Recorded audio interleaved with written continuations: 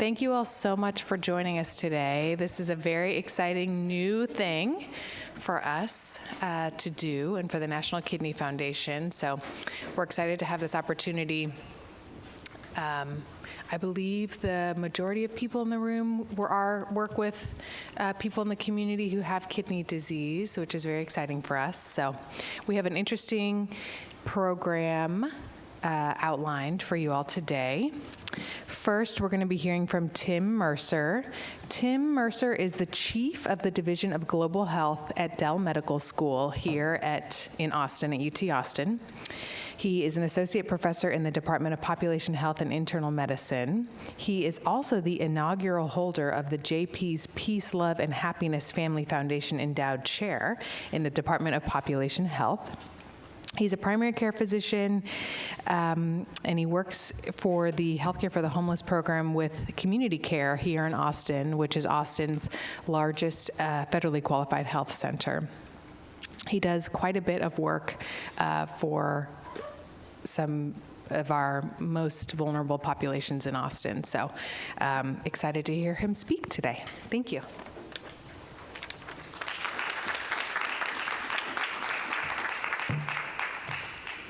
Thank you, Tessa, and thank you to Gail, Mary, everyone for organizing this and having us here, and for all of you being here this morning.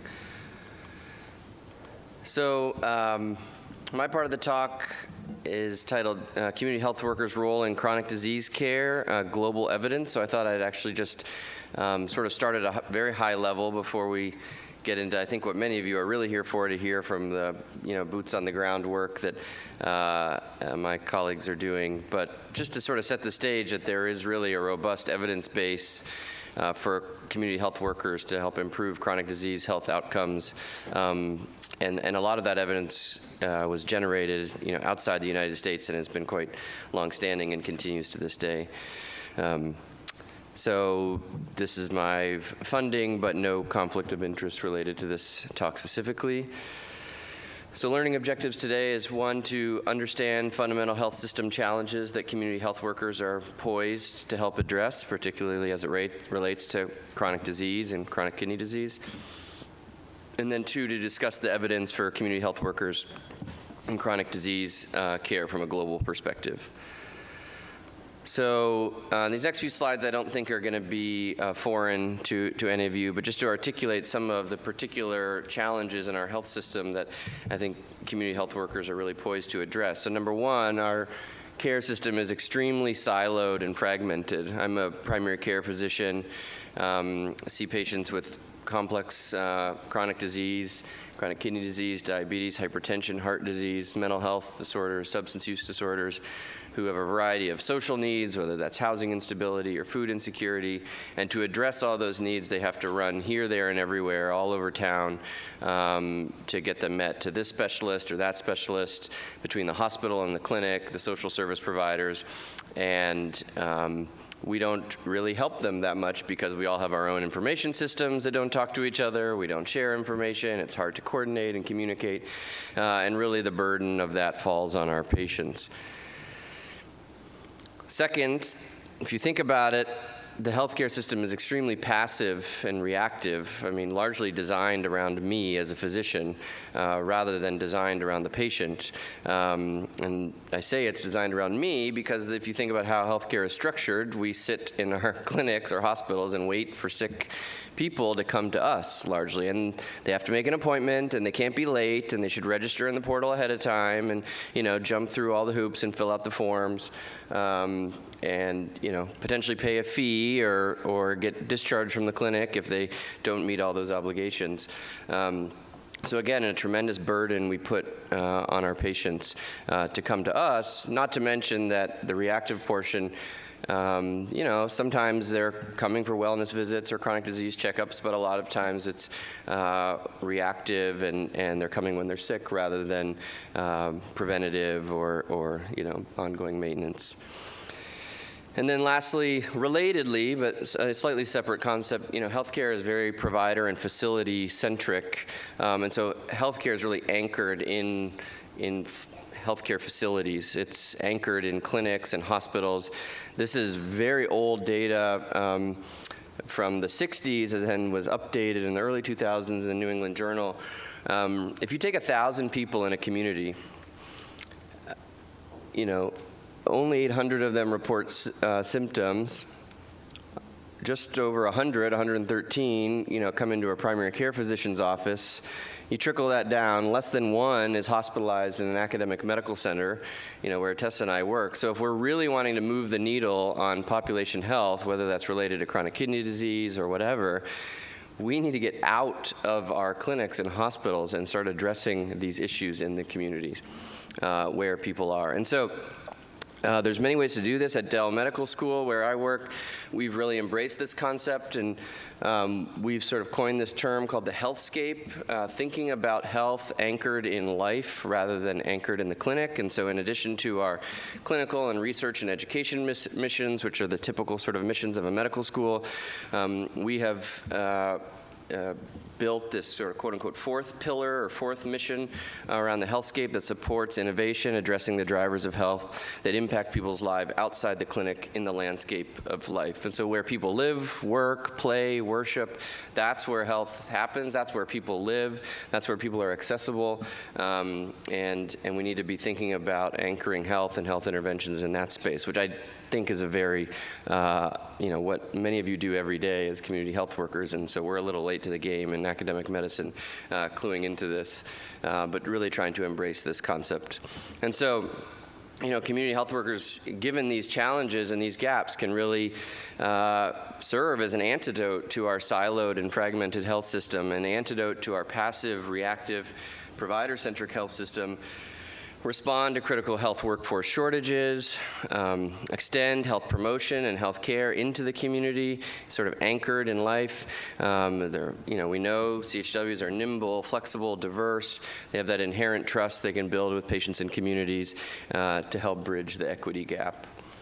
And so this is just some examples of their functions within a health system, everything from delivering diagnostic treatment and other clinical services, and some of the evidence I present from outside the U.S. Supports that. Assisting with utilization, navigation, referrals, health education and promotion for behavior change, data collection and recording and sharing, serving as that sort of glue and improving the relationships between health services and communities, and providing psychosocial support. And so, to highlight a few examples of evidence for CHWs from across the globe, number one, just to say, community health workers and the work community health workers do, addressing social determinants of health and improving health in the community, and thinking of health as a little bit bigger and more holistic than just health care that happens in a clinic or a hospital, has really been enshrined in major global health policy documents and initiatives going back from Alma Ata Declaration for Primary Health Care from the 70s to the Millennium Development Goals to the Sustainable Development Goals, and really supported by the World Health Organization. So you all and the work you do are well supported from global initiatives going back decades. So one example comes from Chiapas, Mexico. Community health workers improve disease control and medication adherence among patients with diabetes and or hypertension.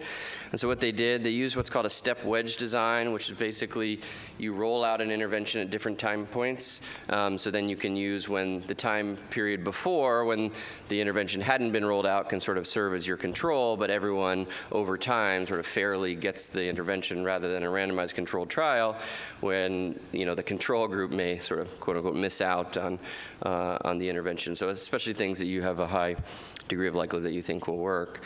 So they rolled out this community health worker intervention sequentially in 4 rural villages that include 108 patients.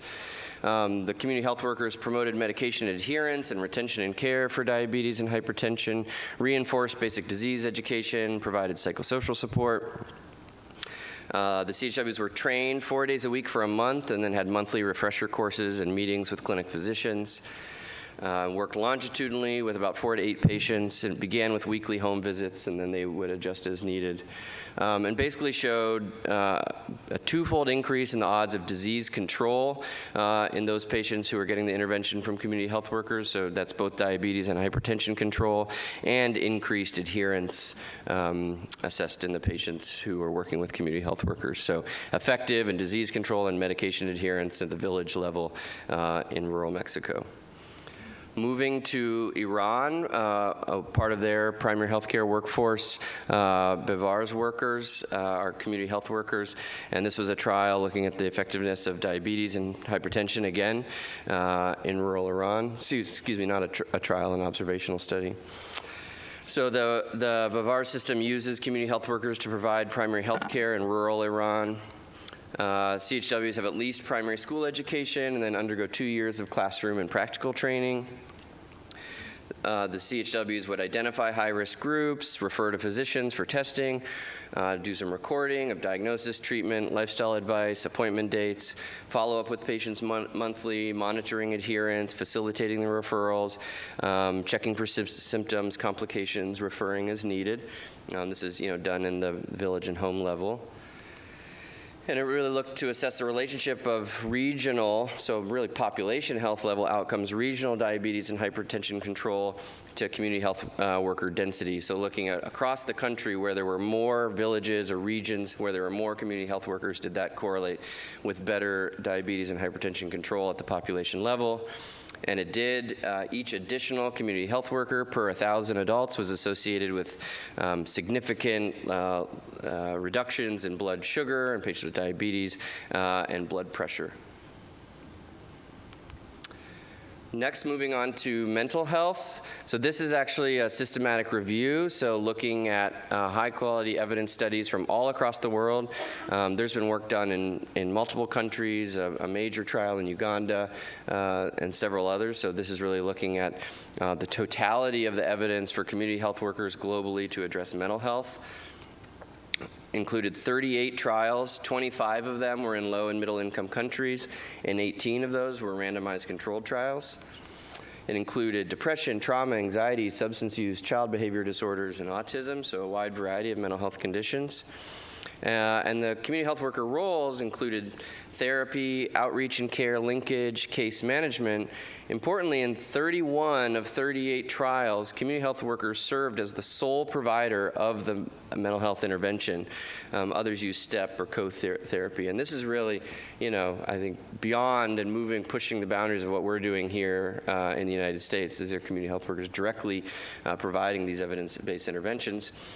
And there's robust evidence to support this. In 13 of 18 randomized controlled trials, the highest quality of evidence in low and middle income countries found that the intervention outperformed comparison across a variety of mental health outcomes. And then last example in China, this came out in the Lancet just a couple weeks ago, actually. Effectiveness of non-physician community healthcare provider-led intensive blood pressure intervention versus usual care on cardiovascular disease. So this is unique. There is evidence out there, the study from Chiapas, and there's other trials that say community health worker-led interventions can improve blood pressure control. This took it a step further and said, can it actually reduce cardiovascular outcomes and death? 326 villages, 33,000, almost 34,000 participants, half in the intervention, half in the control, and the intervention arm, trained non-physician community healthcare providers or community health workers in China initiated and titrated blood pressure medicines with the supervision of the primary care physician. So they were out there in the homes, in the communities, following a protocol with appropriate support and supervision, but actually prescribing and titrating blood pressure medicine, so direct care delivery. And they were looking at cardiovascular disease and mortality after 3 years. Importantly, in this trial, medicines were free, so that's not necessarily applicable to all settings. So just to say that. And the training here, it was variable. These non-physician community healthcare providers are part of the primary healthcare workforce in China. Some have up to 3 years of training in like a junior medical college, so perhaps a little more training than other CHWs, but not a full, but it varied and some was less. And so really impressive results. On the left, significant improvements in medication adherence, 89% in the CHW arm versus 65% in the control arm. Significant blood pressure reductions. I rarely get that level of blood pressure control in my patients, from 150s over 80s to 120s over 70s. And then importantly, in patients in the CHW arm, had significantly less cardiovascular disease, stroke, and death. So we're not just controlling blood pressure, we're actually moving the needle on the outcomes, the end outcomes we care about. And they did look from a safety profile, so for the audience here, no increase in the progression of chronic kidney disease, so safe for the kidneys as well. And then just to close out, I think we all are aware that the COVID pandemic sort of shined a stark light on the health inequities and disparities in this country and the need across the spectrum to address social determinants of health. So this came out fairly early in the pandemic in the New England Journal of Medicine, how CHWs can fill a multitude of roles supporting social determinants of health, from food to employment, housing, access to care, immigration and documentation status. And just a local example, during the pandemic around this time, our homeless healthcare program, we hired a community health worker. This is Richard there in the orange, our colleague. And Richard was ostensibly hired to help with COVID vaccine work, but very rapidly he was doing a lot more than COVID vaccines, addressing food, medication access, housing, et cetera, and building trust. And so just in conclusion, there is robust evidence from across the globe that community health workers can be an effective member of the healthcare workforce and improve outcomes in chronic disease care. And these chronic diseases are all major drivers of chronic kidney disease. From mental health to diabetes to hypertension. Community health workers can serve many roles and functions and can be integrated into healthcare teams in a multitude of ways. Importantly, there is evidence that CHWs can directly deliver care and serve as the foundation of primary healthcare systems. Training, supervision, support, and equitable payment are critical. And their CHW's inherent, membership in the communities they serve and the innate trust they have and can build upon are key strengths. So thank you, and I'll pass it over to Tessa and my colleagues for the next part.